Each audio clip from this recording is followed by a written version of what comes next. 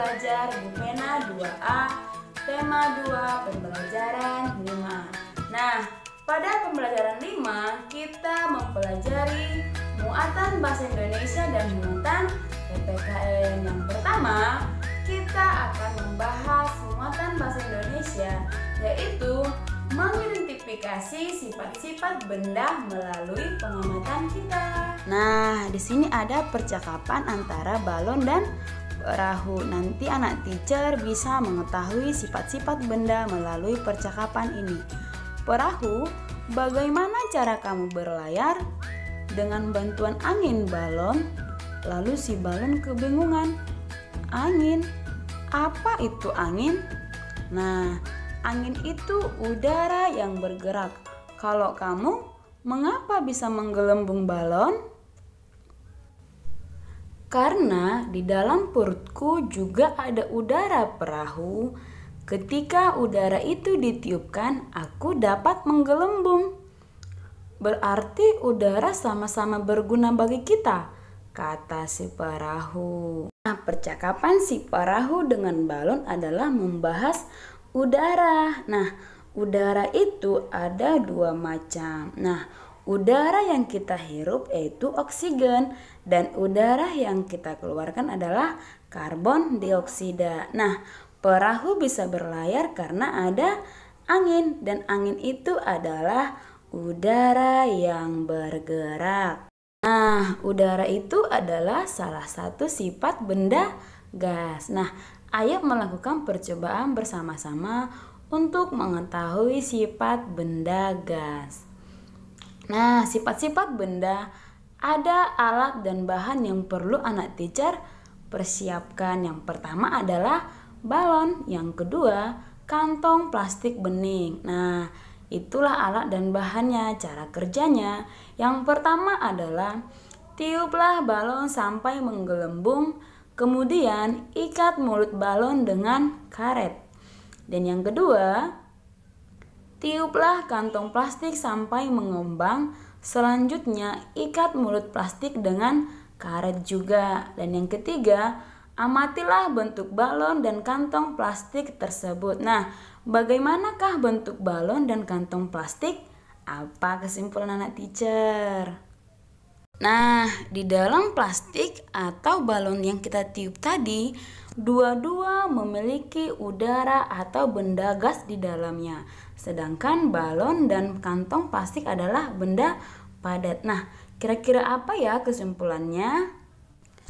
Kesimpulannya yang pertama, balon dan plastik adalah benda padat.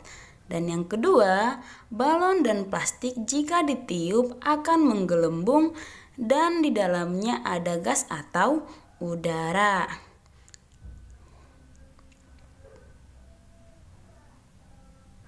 Dan yang ketiga, sifat benda gas adalah bentuknya berubah-ubah sesuai bentuk wadah dan tempatnya. Nah, seandainya kita masukkan udara ke dalam botol, maka nanti bentuknya akan seperti botol. Dan sama juga kita masukkan udara ke dalam balon, bentuknya juga akan seperti balon. Nah, sama juga kalau kita masukkan udara ke dalam plastik, bentuknya juga akan seperti bentuk plastik.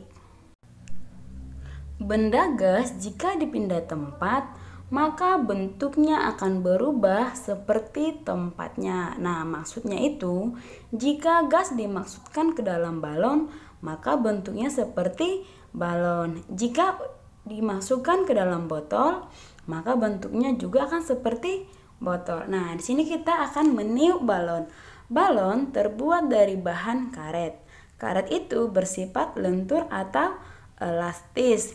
Nah, saat kita meniup balon, udara masuk ke dalam balon dan balon yang kita tiup akan menggelembung. Udara akan menekan balon ke segala arah dan udara dalam balon akan menyesuaikan dengan bentuk balon. Begitu juga dengan kantong plastik, artinya bentuk udara mengikuti bentuk wadahnya. Dari percobaan meniup balon, di sini teacher buat ada beberapa pertanyaan. Kita jawab ya. Yang pertama, bagaimana bentuk udara ketika ditiupkan ke balon? Nah, bentuknya adalah seperti bentuk balon ya anak teacher. Yang kedua, bagaimana bentuk udara ketika ditiupkan ke kantong plastik? Bentuknya seperti bentuk plastik. Nomor 3, apakah sama bentuk udara ketika ditiupkan ke balon dan kantong plastik? Ya, pastinya berbeda ya anak teacher ya. Jadi jawabannya adalah berbeda. Nah, yang keempat, bagaimana menurut anak teacher sifat udara?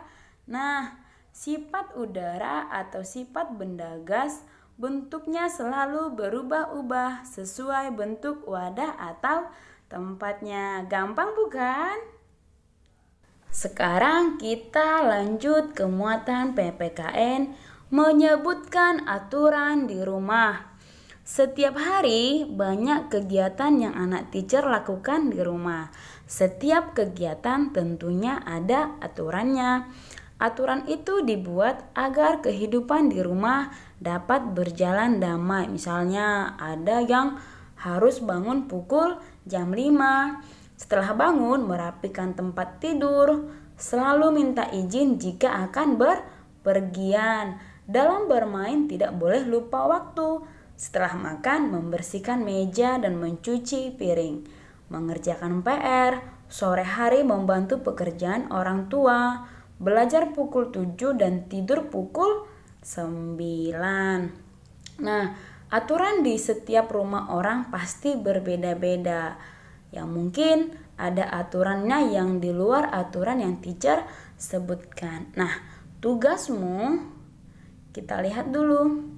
Berilah tanda centang pada kolom yang sesuai. Nah, ada kegiatannya yang perlu dilakukan dan ada kegiatan tidak boleh dilakukan. Nah, kita bahas bersama-sama. Yang pertama, menonton sampai larut malam. Itu perlu nggak dilakukan anak teacher?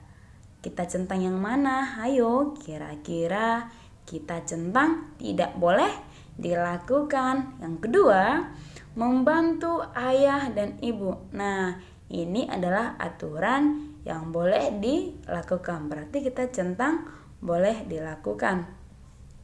Mengerjakan PR itu adalah kegiatan yang perlu dilakukan.